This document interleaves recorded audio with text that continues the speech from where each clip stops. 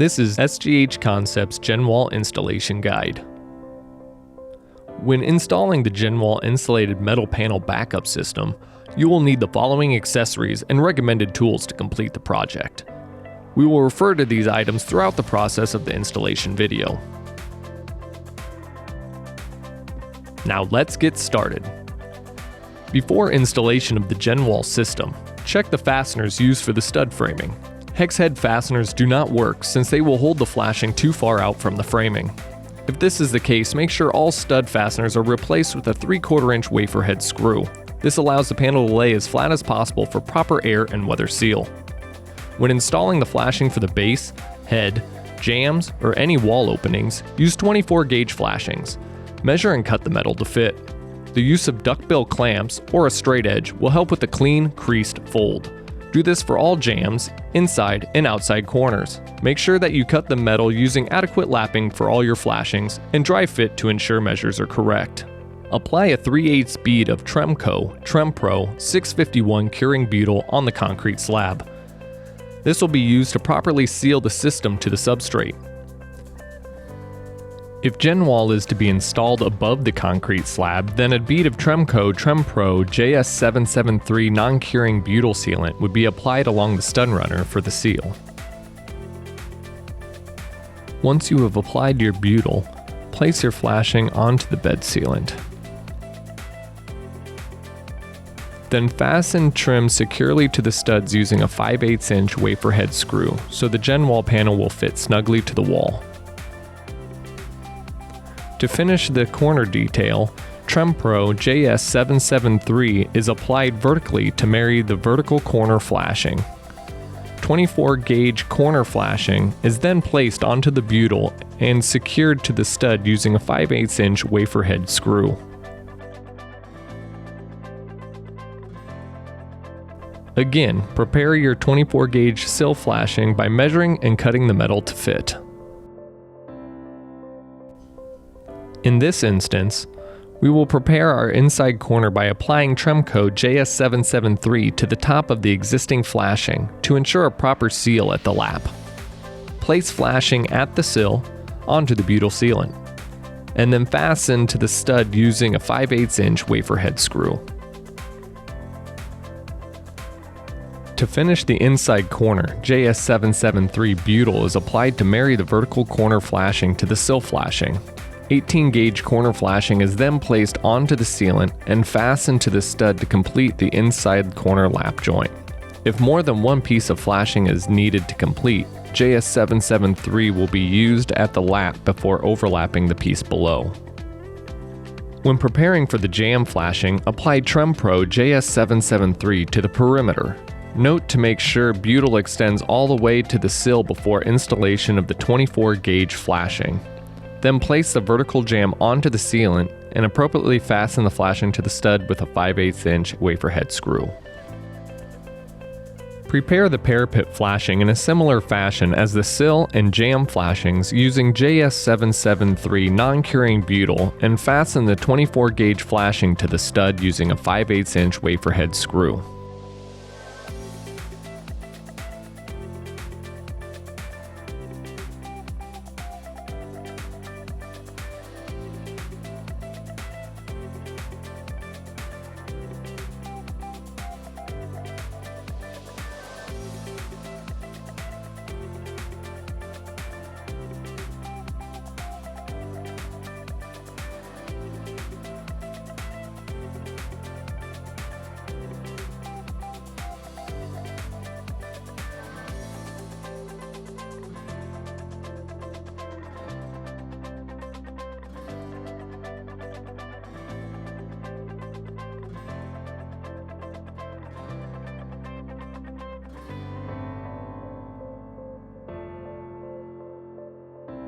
Wall openings are also prepared similarly. Measure and cut the flashing to fit. Dry fit all your flashings to be sure that it is properly measured before installation.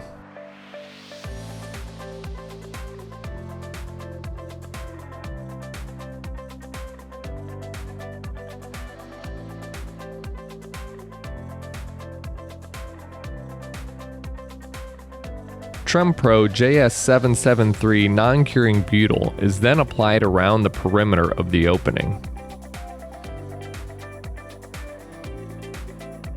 When installing the flashing, remember to apply JS773 to all lap joints before installation of your next piece of flashing.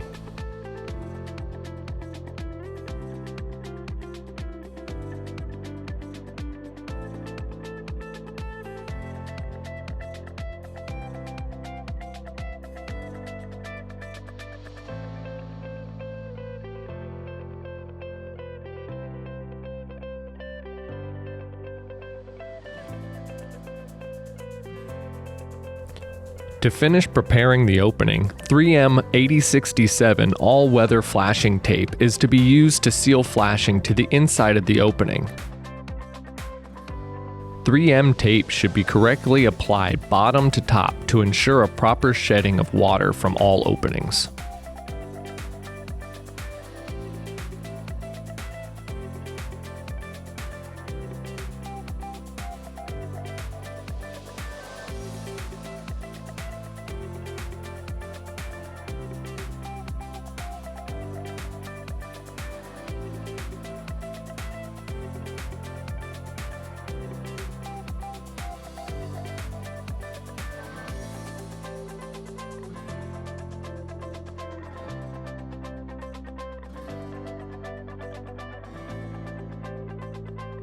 Be sure that all corners are appropriately covered by 3M all-weather flashing tape.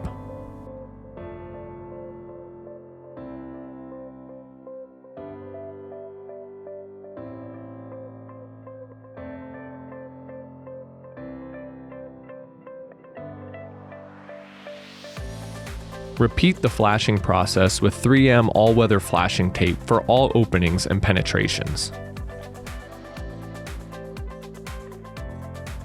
Once flashing is installed, EPDM foam gasket is then placed along the flashing perimeter.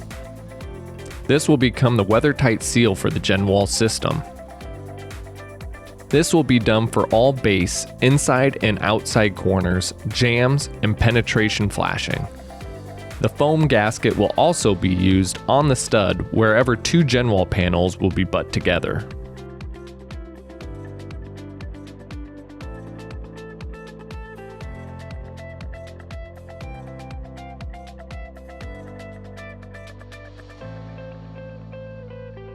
Be sure the foam gasket pieces are tightly butt together to ensure a proper seal.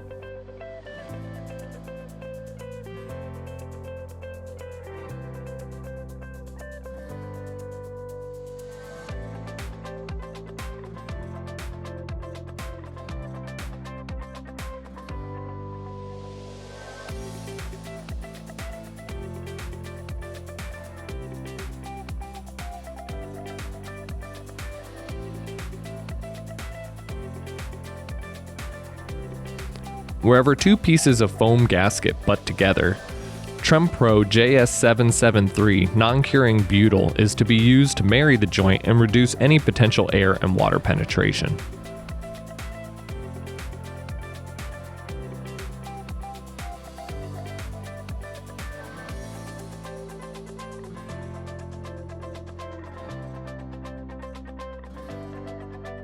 When preparing to set the first row of Genwall panels, starter panels are typically cut in half.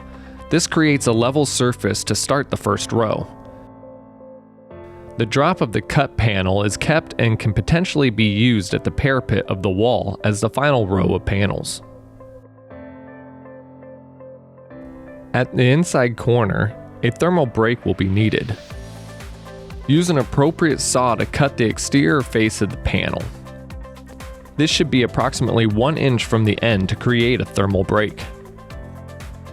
The panel is then placed onto the wall, and a marriage bead of non-curing butyl sealant is applied an inch behind and above the ends of the panel. A patented Genwall clip is then used to fasten the panel to the stud 16 inches on center.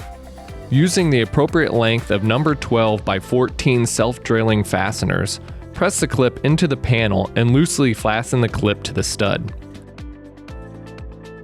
The appropriate length through fasteners are to be used at the bottom of the starter panel and should be fully engaged before returning to tighten the clip fasteners. Note that over-tightening the clip fastener may damage panel joinery, resulting in difficulty installing the panel above. Proper sequence of tightening allows to fully compress the foam gasket behind the panel.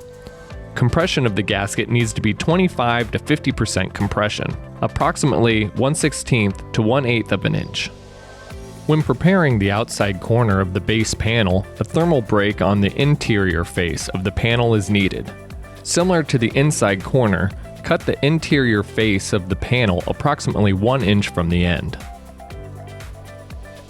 When creating a corner profile, the panel joinery is cut and removed to have a smooth transition at the corner.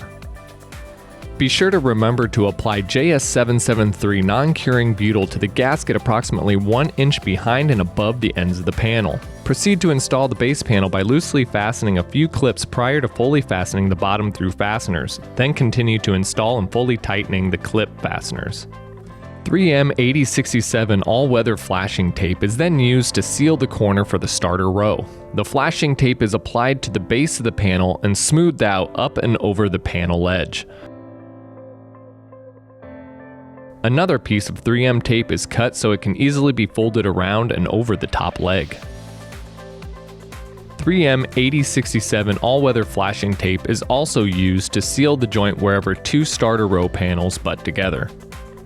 Adhering from the top lip of the panel all the way down to the base, the all-weather flashing tape is used to drive any possible water in the above joint out to the surface of the Genwall system. This is applied to the bottom row and above any window or door openings where two panels butt together. If there is masonry through-wall flashing above the bottom row, this process then must be applied to the next row above.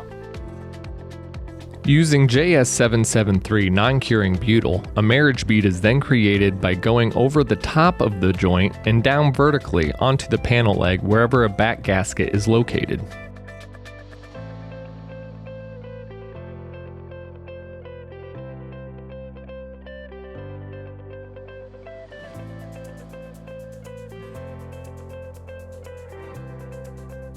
An end dam should be applied as seen to all jambs and inside corners using Tremco TremPro 651 curing butyl sealant. If an end dam is missed, sealant can simply be pumped into the panel joint. Before installing the next row of panels, be sure to check the butyl within the panel pocket. Some panels are preloaded with non-curing butyl.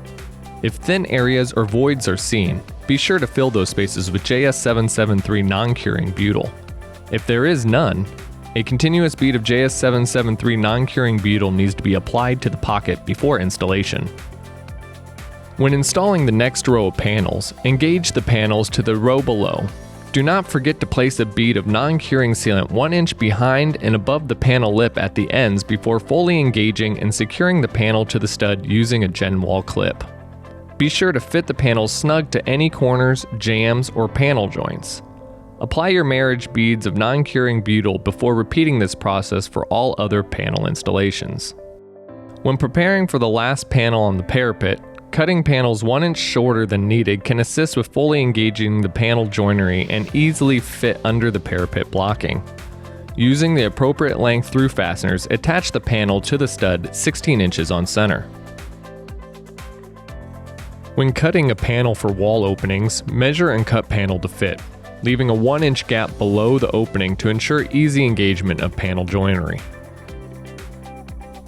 Proceed to secure the panel with Genwall clips every 16 inches on center while checking for proper gasket compression. The use of glass suction cups can assist with carrying and setting panels. Panels at an inside corner should be snug to fit while making sure panel joinery is fully engaged. Proceed with securing the panel with Genwall clips.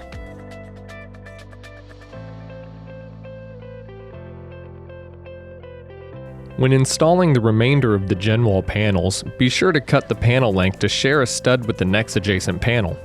To ensure full panel engagement, make sure the joint space is approximately 1/8 inch between panels. Remember to cut your parapet panels approximately 1 inch below the parapet blocking to ensure an easy fit and full engagement of the panel. then using the appropriate length fasteners to secure the panel to the wall. Low expansion spray foam is then used on all cavities at openings, parapets, jambs, and wall penetrations to create a perimeter seal for the Genwall system. 3M 8067 all-weather flashing tape is then used to cover the spray foam.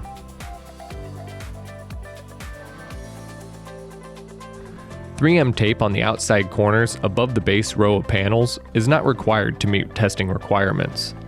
This tape is optional depending on the architect's specifications.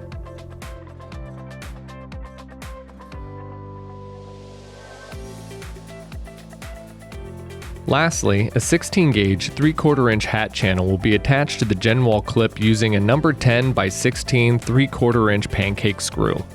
A 3/4 inch fastener is specifically used so that it does not pierce the drain plane of the panel. Hats can be installed vertically, 16 inches on center, or horizontally 36 inches on center to the leg of the Genwall clip. The appropriate through fasteners are then used at the base and the parapet to attach the hat through the panel into the stud. We hope this video, in conjunction with the installation manual, will be helpful when installing SGH Concepts Genwall backup wall system on your next project.